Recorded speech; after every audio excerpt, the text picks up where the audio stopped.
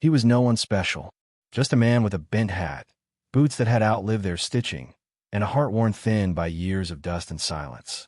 He didn't own much, just a small cabin nestled between two hills and a horse that limped in the rain. Folks in town called him the Quiet Rider, a man who didn't gamble, didn't drink much, and didn't meddle in things that weren't his. But one bitter night, with frost creeping under every door and the stars hidden behind clouds like secrets too painful to speak, he opened his gate for a boy with no name and no shoes.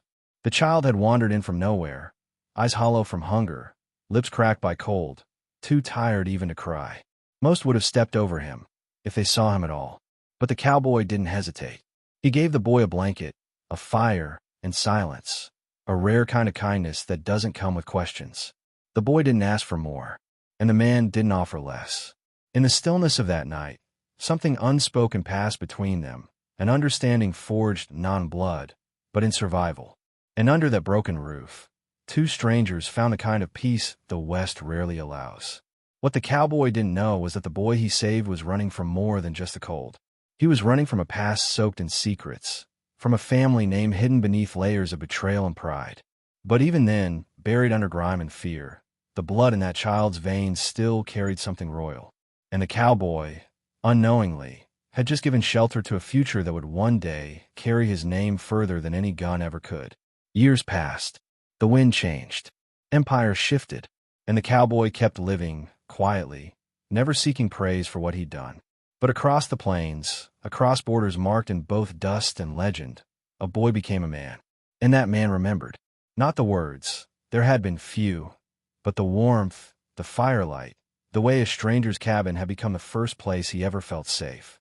And one day, as the townspeople of Dry Hollow gathered near the old ridge, something none of them could explain appeared over that lonely cabin. A royal banner, carried by horsemen in gold, raised not for a king, but for the man who gave a forgotten child a place to sleep. And that's where this story begins. Stay close, because this tale, like the best ones in the West, starts in silence, but ends in thunder. The boy didn't speak for the first 3 days. He sat near the fire with his knees pulled close, wrapped in a wool blanket that smelled of old horses and wood smoke. The cowboy didn't push. He simply went about his chores, feeding the animals, splitting wood, boiling beans, while the boy watched from the safety of the shadows. Every so often, their eyes would meet. The man never smiled, never frowned. He just nodded. And in that simple gesture, the boy found something he'd never had before: permission to stay. Dry Hollow wasn't known for kindness. Folks there were hard, like the land itself, scarred by loss, shaped by grit, suspicious of anything that didn't carry a rifle or a reputation. The cowboy had both, though he rarely used either. People remembered when he rode into town years back, dragging a wounded sheriff over his own saddle, blood still dripping from his coat. He never explained where he'd come from or why he stayed. But he fixed the old windmill and never charged for mending the broken fence behind the church. That was enough. On the 4th morning, the boy finally spoke. Just one word. Thank you. It came out dry and unsure, like a sound not used in years. The cowboy didn't turn around. He just replied, "You hungry?" And from that moment on, something shifted. The boy started following him to the barn, watching how he brushed the mule, how he spoke to the chickens as if they were old friends. He learned how to fill the water trough without spilling and how to chop kindling and clean, even strikes. Not because he was told, but because he was allowed. By the end of the week, the boy had a name: Samuel. He picked it himself, after a name he'd heard once in a book someone tore in half. Sam sounded too short, and he didn't want to be short anymore. Not in name, not in anything. The cowboy accepted it with a nod, just like before. He never asked for the boy's real name or what he was running from. He didn't have to. The West had a way of washing names off like rain on dust. What mattered wasn't where you'd been. It was where you stood now. And Sam stood straighter with each sunrise. Not because life was easy, but because it finally had rhythm. Purpose. A bowl of beans at dusk. A task at dawn. Silence that wasn't empty, but peaceful. And a man, grizzled, quiet, and unshakable, who looked at him like he mattered.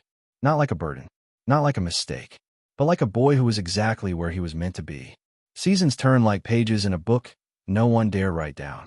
Spring came with a cautious warmth, followed by the thick heat of summer that baked the land until the dirt cracked. Sam grew taller. His voice changed, his hands hardened.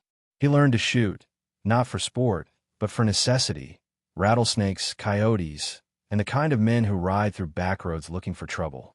The cowboy taught him one lesson above all: never draw first. But if you do draw, don't miss. The townsfolk began to notice. They saw how Sam walked beside the cowboy now, not behind. They watched him speak less, but with more weight. How he tipped his hat with purpose, and how he carried himself like someone who had been taught by pain, but wasn't ruled by it. And in a place like Dry Hollow, where weakness meant death, that was respect earned the hard way. Not through lineage or money, but through silence, steel, and sweat. One evening, a rider arrived from out east, dressed in fine leather and clean boots that didn't belong to that land. He claimed to be searching for a lost heir, some noble bloodline tied to an estate across the ocean. Folks laughed. Royalty didn't belong out here, not among cattle and grit. But Sam stood still when he heard the name spoken. It wasn't his own, but it was close. Too close. The cowboy noticed the way his jaw tensed. He didn't speak on it, just cleaned his rifle that night with more care than usual. Days later, when the rider returned with a scroll sealed in wax and the signature of a dying baron, Sam sat on the porch with it in his hands for hours. He didn't open it. He didn't need to. The truth had found him, long after he'd stopped searching. He was the last of something. Something important, apparently. But the cowboy only said one thing: "Don't let blood make you forget who fed you." Sam nodded, placing the scroll inside the cabin and returning to the chores. The soil still needed tilling. The chickens still needed feed. That's the thing about the West. It doesn't care who you were born to be. It only cares who you choose to be when no one's watching. And Sam, though born with a title he never asked for, knew exactly where his throne had always been, beside a man who never once called him son, but treated him like one every single day. The banner came years later, long after the cowboy's beard had turned white and Sam's shoulders had filled out like those of a man shaped by dust and duty. It wasn't paraded in with trumpets or ceremony. It arrived in silence, folded in the satchel of a rider cloaked in the deep blue of the East. The man didn't speak much, only handed Sam a leather-bound decree with a golden seal and a single phrase embroidered on cloth: "By birthright and by blood, rise." Sam held it in his hands like it was fire. He had known something like this would come eventually. Blood, after all, has a way of calling back to itself. But he hadn't expected the cowboy's reaction. The old man didn't flinch. He didn't protest or praise. He simply said, "If you go, go standing tall. But if you stay, stay for the right reasons." Then he turned and saddled the mule, as if nothing had changed. But something had. The world had just reminded Sam where he came from, and now he had to choose where he belonged. That night, Sam sat by the fire for hours. The wind outside howled like it remembered the boy he used to be, the one who collapsed under stars with no name and no shoes. And yet, inside that cabin, he had found a name, a purpose, a life built not from inheritance, but from action. He looked across the room to the old man asleep in his chair, the firelight flickering over his lined face. That man didn't give him a crown. He gave him a place. And maybe that mattered more. The next morning, Sam rode to the ridge alone. The same ridge where the cowboy had once stood facing down a posse for a girl with a price on her head. Sam stood there now, not with guns drawn, but with a banner clutched in his hands. He raised it, not as a declaration of wealth or power, but as a tribute to a man who had saved him without asking for anything in return. The royal colors snapped in the wind, high above Dry Hollow. And for the first time, the town looked up and remembered. Because sometimes, royalty isn't born. It's made. In cabins built with bare hands. In fires that never go out. In the way one man, quiet as dust, can turn an orphan into a legacy. And when that banner rose over the old cabin, it wasn't for a crown or a title. It was for the cowboy. The one who gave a boy a place to sleep and a reason to rise. Word traveled fast after that. Not in newspapers or telegrams, but in stories whispered over poker games and passed from one town to the next. "Did you hear?" they'd say. "The royal banner flew in Dry Hollow." For a cowboy. A real one. Most didn't believe it at first. Royalty didn't belong in places like that. But the story grew, and soon enough, folks began riding in to see for themselves. What they found wasn't gold or marble, just a worn cabin, a crooked fence, and a porch where a young man and an old one sometimes sat without speaking. Sam never left. He could have. He was offered lands, titles, palaces with glass windows and velvet chairs. But none of it meant more than the creek he fished as a boy, the boots he'd repaired 100 times, or the man who once taught him how to hold a shovel before ever handing him a rifle. He wore no crown. He signed no royal decrees. But when a merchant's child went missing in the hills, it was Sam who led the search. When a family lost their barn to lightning, it was Sam who rebuilt it, board by board, without ever saying why. And the cowboy? He grew slower, but never weaker. His eyes still scanned the horizon at dusk, still listened to the wind like it carried secrets. He watched Sam with a pride he never spoke aloud. One evening, as they sat side by side, the cowboy finally broke his own silence. "You made more of that banner than it ever made of you." Sam didn't answer. He didn't need to. In the West, truths that deep didn't need repeating. That winter, a sculpture was placed at the edge of Dry Hollow, simple, carved from stone. A boy with bare feet and a man in a wide-brimmed hat, standing beneath a banner caught in the wind. No plaque, no names, just a symbol. Because the people who mattered already knew the story. And those who didn't, well, they could feel it in the silence that settled over the ridge each evening, where the dust shimmered gold and the wind whispered of loyalty, legacy, and the power of a place to belong. And while the royal courts across the ocean held ceremonies in Sam's honor, he spent his days fixing fences, teaching kids to ride, and watching the sky change colors over the hills he once called foreign. But they weren't foreign anymore. They were home. Because in the West, where names are often forgotten and glory fades with the sun, the only royalty that lasts is earned. Time, as it does in the West, passed not by clocks but by seasons and scars. The cowboy's steps grew slower, but his spirit never dulled. He taught Sam how to read the sky, how to listen to the wind, and how to recognize danger not by noise, but by silence. These lessons, shared in glances and half-spoken truths, stitched themselves into Sam's bones. And with each sunrise, the boy who once shivered under a stranger's blanket became a man others turned to when the world started shaking. One stormy night, thunder cracked so loud it rattled every shutter in Dry Hollow. A traveler stumbled into town soaked to the bone, dragging a wounded woman behind him. Most folks locked their doors. Some watched from behind curtains. But Sam opened the barn, lit the lantern, and went to work. He carried her inside, stitched the wound with the same thread the cowboy once used on him, and wrapped her in the same blanket. No one had to tell him what to do. He remembered. By morning, the woman was stable, and the traveler, her brother, sat outside the cabin, hat in hand, asking why someone like Sam would help people like them. Sam simply said, "Because someone once helped me when I had nothing." And he never asked why. That moment spread through the town like wildfire. Not just the act, but the memory behind it. And soon, folks stopped seeing Sam as the orphan or the heir. They started seeing him as something else entirely, a man who carried the best parts of the cowboy inside him. As the years rolled on, travelers began stopping by the cabin, not to ask for help, but to leave things. A sack of grain, a jar of honey, a pair of boots their boy had outgrown. It wasn't charity. It was respect, earned the way only the West understands, through grit, quiet dignity, and consistency. Sam always accepted the gifts without pride and without refusal. He didn't need the things. He needed the meaning behind them. Gratitude left unspoken, but not unnoticed. And the cowboy? He sat more than he rode, but his presence remained a compass. When he spoke, it was like scripture, few words, all truth. One day, as Sam repaired the corral, the old man muttered, "Didn't raise you to be royal. Raise you to be real." Sam smiled, brushing sweat from his brow. "Then you raised me right." That's all that was said. But in that exchange, something holy passed between them, something deeper than blood and stronger than banners. The cowboy passed on a cold morning in early spring. No grand farewell, no drawn-out goodbye. Just the soft creak of his chair as it stilled, and the faintest smile on his lips, as if he knew the world he'd leave behind was in good hands.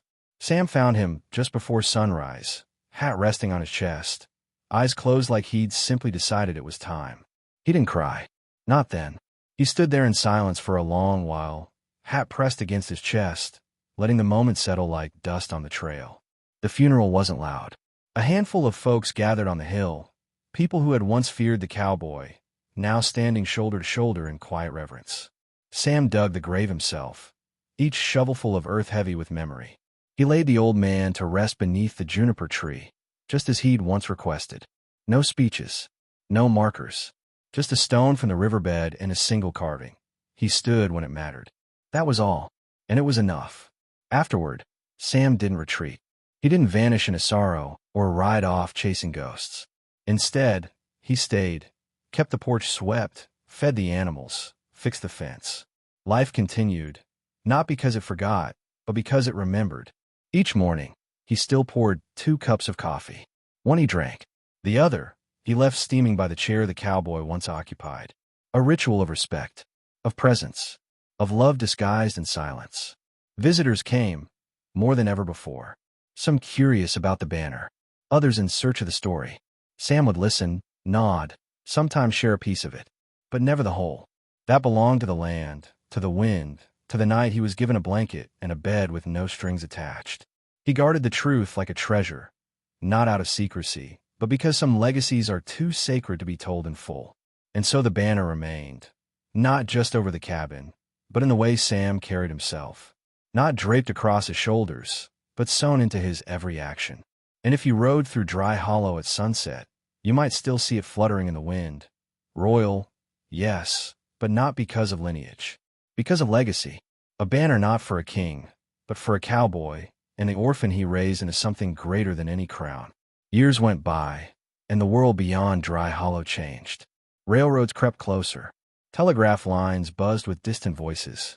Cities swelled like rising storms. But the cabin remained the same, humble, weather-worn, and still standing beneath the shadow of the ridge. Sam kept it just as the cowboy had left it, not out of grief, but out of honor.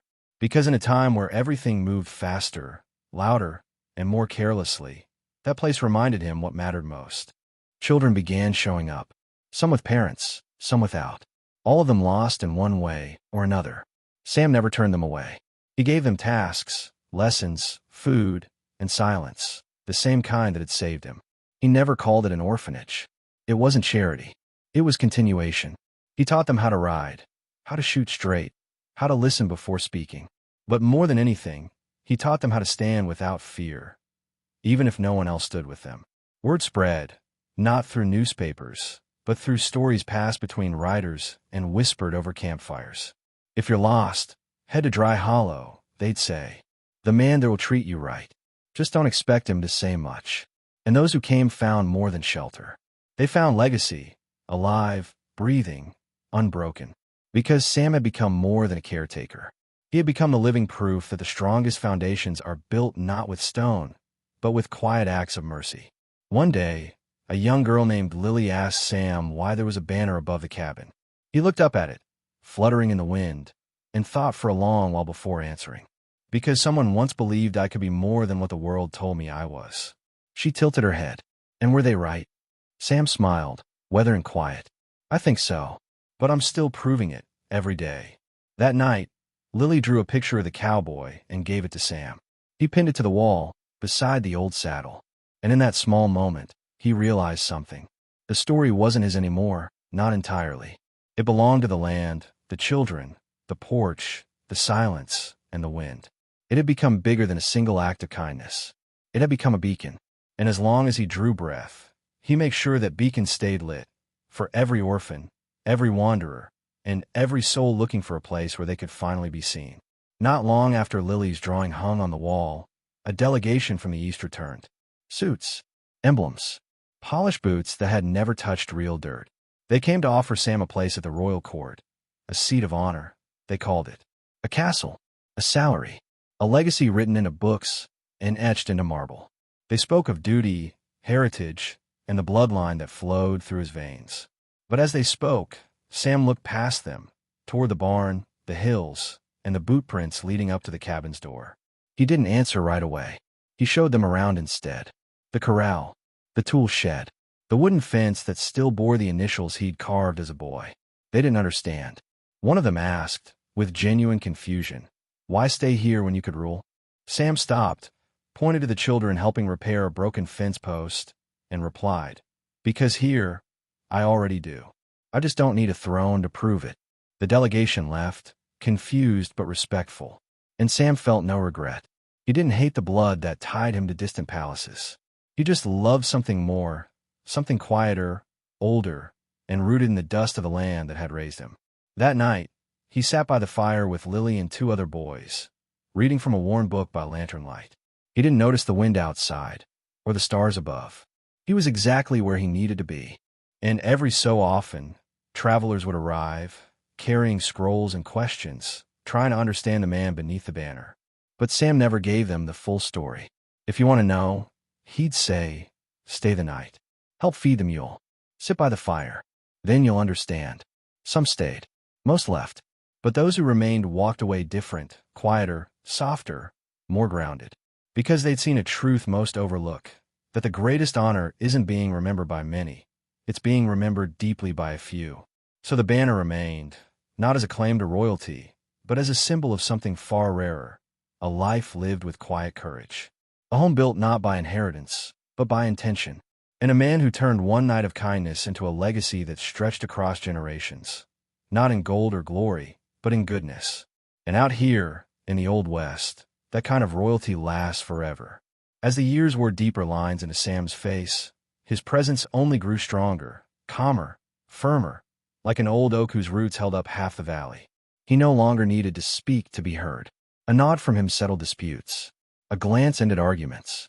And when a fire broke out in the north pasture, it was Sam's voice, low and steady, that rallied the townsfolk into action. They didn't wait for orders. They moved because he moved. Dry Hollow hadn't just accepted him. It had begun to revolve around him.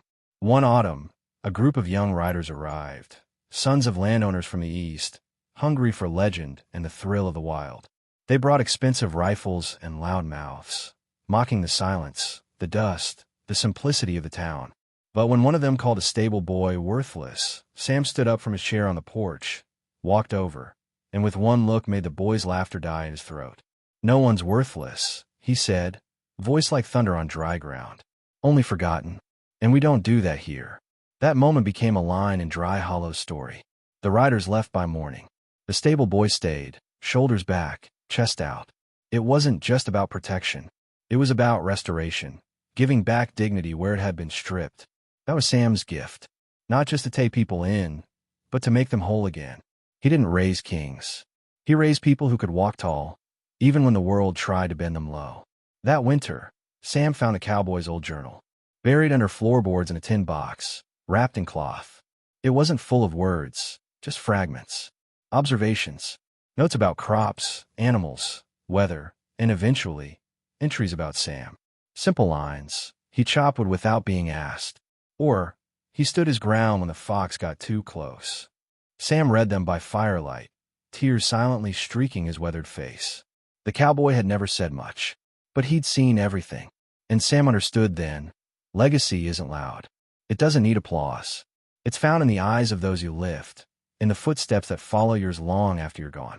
He tucked the journal back beneath the floor, not out of secrecy, but out of reverence. Some truths weren't meant to be displayed. They were meant to be carried. The final chapter of Sam's life wasn't marked by some great battle or by fanfare from the east. It was written in quieter moments. Morning light over the ridge, laughter from the children splitting logs too big for their hands, the sound of hooves against dry earth. He'd lived long enough to see orphans grow into fathers, to watch girls who once cried themselves to sleep now lead with fire in their spirit. The cabin had become more than a home. It was a lighthouse in a land of dust. He grew slower, like the cowboy once had. Sat more, spoke less, but his presence never faded. One summer evening, as the sun bled over the hills, Sam stepped outside and saw the banner. Faded now, edges fraying, its colors worn by wind and time. But still it flew. Not because of him, but because of what he stood for. He didn't replace it. He didn't restore it. He let it be, weathered and true, just like the man beneath it. Before his final winter, he gathered the children by the fire. No long speech, no parting words of wisdom, just a single story about a cowboy who once gave a boy a place to sleep, and how that single act had changed the course of a life. He didn't know what I'd become, Sam said, eyes reflecting the flame. He just knew I needed rest. And with that, he stood, placed another log on the fire, and watched the sparks rise like prayers into the night. When Sam passed, the town didn't mourn with noise. They lit lanterns. They sat by their fires in silence. And for one full day, no doors were locked. No meals were eaten alone. Because Dry Hollow remembered, and always would. Not because of royalty or bloodlines, but because one man had lived in such a way that even the wind seemed to speak his name. And to this day, if you find yourself near Dry Hollow, and the dusk is quiet enough, you might hear the stories still whispered on the breeze. Of the orphan who became a legend. Of the cowboy who gave him a bed. And of a banner, faded, torn, but never fallen, still waving in honor of a life that made the West just a little more human. In the end, it was never about the banner. Not really. It wasn't about crowns or birthrights or titles whispered in the dark halls of distant cities. It was about a moment, a cold night, a quiet act, a door left open for a child who had nothing. From that single choice, a legacy was born. One that didn't rise on gold or bloodlines, but on decency, on the kind of strength that doesn't shout or boast, but simply shows up when someone else is falling. The cowboy never asked for his name to be remembered, and Sam never needed the world to see him as royalty. What mattered was how they lived, steadily, honestly, with quiet courage that lifted others instead of stepping over them. That's the kind of power that endures, the kind that doesn't rust or fade, because it's not made of metal or ink. It's made of presence, of memory, of moments passed from one heart to another. This story, like so many from the Old West, isn't about glory. It's about grounding, about how the smallest kindness can echo for decades, about how giving someone a place to rest can become the root of 1,000 futures. We all carry that same choice each day, to open our door, to see someone who's invisible to the world, and say, "You can stay. You matter." That's how legacies begin. Not with thunder, but with grace. So if this story moved you, if it made you pause and see the quiet power in everyday choices, let's stay with you. Let it change the way you look at your own porch, your own silence, your own moments of decision. Because the truth is, any one of us can be the cowboy. Any one of us can raise a banner that means something. And the world needs more of that now than ever before. If you felt something watching this, I invite you to join us here. Subscribe to the channel for more stories that carry weight, that echo, that matter. Drop a comment. Tell us what stayed with you. And if this story reminded you of someone in your life, someone who stood when no one else did, share it. Because stories like this weren't meant to be kept. They were meant to be passed on.